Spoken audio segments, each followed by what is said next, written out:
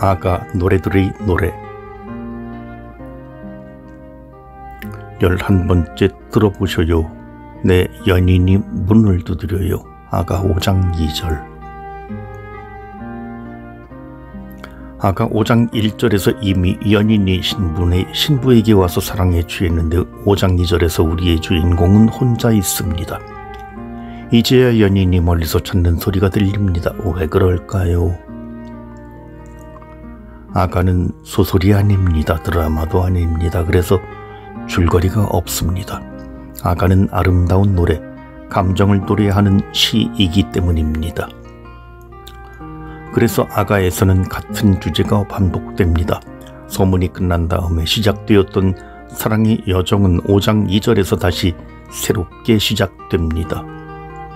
제1부에서와 마찬가지로 여기에서도 남녀는 서로를 찾고 갈망하고 서로를 바라보며 경탄하는 과정을 거쳐 사랑의 완성에 이릅니다. 그리고 아가의 마지막은 처음으로 돌아가며 사랑의 일치를 다시 풀어놓으며 끝납니다. 그렇게 해서 사랑을 끝없이 다시 시작됩니다. 내게 문을 열어주오 5장 2절. 몇 달 전에 만난 어떤 분이 그분도 수녀님이셨는데 제가 쓰고 있는 아가 해설에 대해 물으셨습니다. 연애도 안 해봤는데 어떻게 아가에 대해 쓸 수가 있느냐는 물음이었습니다. 대부분의 아가 주석서를 남성이 썼다고 생각하면 그 책의 저자들보다 제가 아가의 주인공을 좀 더 이해할 수 있지 않을까 말합니다. 아니, 사실 그 과정을 반대로 이루어졌습니다. 저는 아가를 읽으면서 여성성이 무엇인지 깨달았습니다. 처음에는 미지의 땅을 탐험하는 것 같았지요. 용감한 우리의 주인공 아가씨 덕분에 제가 많이 배웠습니다. 제 안을 들여다보게 하는 체험이었습니다. 오늘의 주제도 상당히 여성적입니다. 사랑의 부름에 단번에도 응하지 못하고 한 번은 놓치고 마는 것이지요.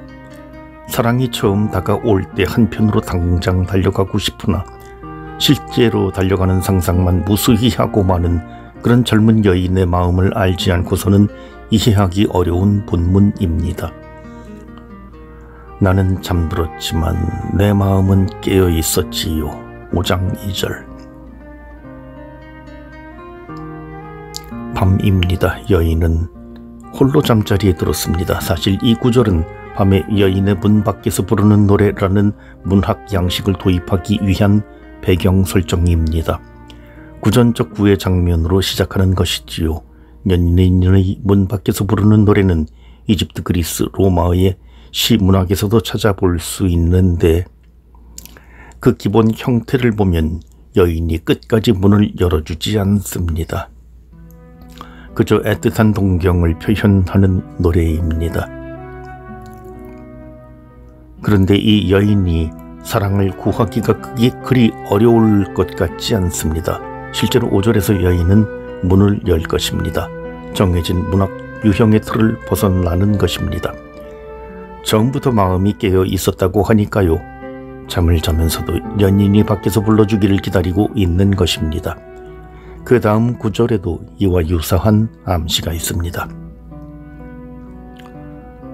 들어보셔요. 내 연인이 문을 두드려요 라고 번역된 이 구절의 원문은 문을 두드리는 내 연인의 소리 또는 목소리입니다. 문만 두드렸는데 어떻게 연인의 소리인 줄 알까요? 아마 기다리고 있었기 때문일 것입니다. 미리 약속한 것은 아닙니다. 연인은 그저 밖에서 오지만 여인의 마음에는 이미 사랑이 싹트고 있습니다. 바로 그 순간 연인이 밖에서 여인을 부릅니다. 내게 문을 열어주오. 5장 2절. 그러나 밤길을 달려온 연인에게 문이 바로 열리지는 않습니다.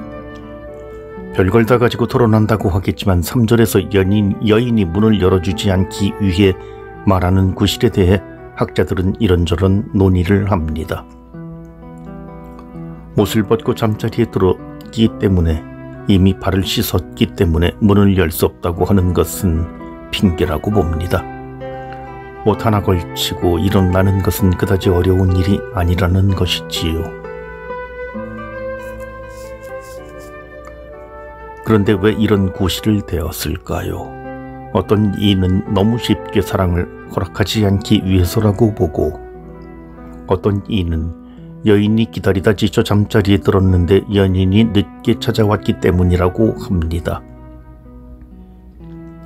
제 생각에 여인은 문을 열고 싶었을 것입니다. 2절에서 본 바와 같이 이미 사랑을 기다리고 있었기 때문입니다.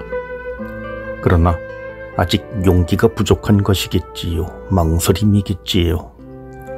여기서 2절과 2장 8절에서 14절의 노래가 병행하는 것을 볼 수 있습니다. 2장 8절에서도 5장 2절에서와 같이 내 여인의 소리라는 표현이 사용되었고, 연인은 산에서 달려와 창틈에서 불렀습니다. 나의 애인이여 일어나오. 2장 10절. 그러나 여인은 바위 틈에 있는 나의 비둘기였고 아름다운 그 모습을 보여달라고 간절히 불러일으켜야 했습니다. 5장 3절에서 여인이 문을 열어주지 않으려고 하는 것은 2장의 비둘기가 바위 틈에 숨는 것과 같은 이유 때문입니다. 사랑의 부름을 느끼고 있지만 아직 그 사랑에 응답하지 못하는 것입니다. 나의 연인에게 문을 열어주게 주었네. 5장 6절. 조급해진 여인은 문틈으로 손을 내밀고 여인의 가슴은 두근거립니다. 내 가슴이 그 이 때문에 두근거렸네. 여기서 가슴이라고 번역된 단어 메임은 내장을 뜻합니다. 두근거렸네 라고 번역된 하마흐는 바다에 풍랑이 이는 것, 반란이나 봉기가 일어나는 것, 감동적 동요를 표현합니다. 그러니 심장이 뛴 정도가 아니라 속이 다 뒤흔들린 것입니다. 밖에서 부르는 소리만 들었을 때에는 즉시 응답하지 않았지만 문틈으로 내민 연인의 손을 보자 달라집니다. 여인 편에서는 이때가 일어나서 문 앞으로 나가게 되는 순간입니다. 이제 일어나 문을 열어줍니다. 그러나 나의 연인은 몸을 돌려가 버렸네. 5장 6절. 왜 떠나갔을까요? 아무리 본문을 분석해도 나오지 않습니다. 성서 주석에서는 본문이 말하지 않는 것을 말하게 하지 마라고 합니다. 우스운 말 같지만 중요한 원칙입니다. 본문의 화자가 누구인지 보십시오. 5장 2절에서 8절의 노래는 온전히 여인의 시각을 중심으로 이루어져 있습니다. 여기서 연인이 떠나간 이유를 찾아낼 수는 없습니다. 여인은 그저 떠나감을 당하기 때문입니다.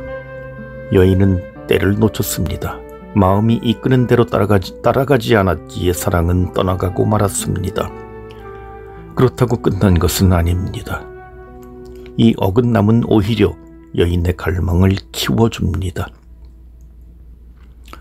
이제는 여인 편에서 찾아 나섭니다. 이 부분 역시 아가 전반부에서 병행되는 단락인 3장 1절에서 5절까지에서 찾아볼 수 있습니다. 내가 사랑 때문에 앓고 있다고 5장 8절. 여인은 이제 자신의 사랑을 확인했습니다. 그래서 밤중에 길거리로 나섭니다. 3장과 마찬가지로 야경꾼들을 만납니다. 이번에는 야경꾼들의 반응이 더 부정적입니다. 성읍을 돌아다니는 야경꾼들이 나를 보자 나를 때리고 상처내었으며 성벽의 파수꾼들은 내 겉옷을 빼앗았네. 확실히 알 수 없지만 보통 야경꾼들이 겉옷을 빼앗는 것은 여인을 장녀로 여겼기 때문이라고 설명합니다. 밤중에 연인을 찾아 길거리를 돌아다니는 행동은 이미 사랑 때문에 자신을 위험에 내맡기는 일이 되었습니다. 야경꾼들의 행위는 그 위험을 현실에서 보여준 것뿐입니다. 야경꾼들에게 수모를 당하는 것은 야경꾼들의 탓이 아닙니다. 그것은 모든 사랑에 수반되는 대가입니다. 여인은 사랑 때문에 앓고 있습니다.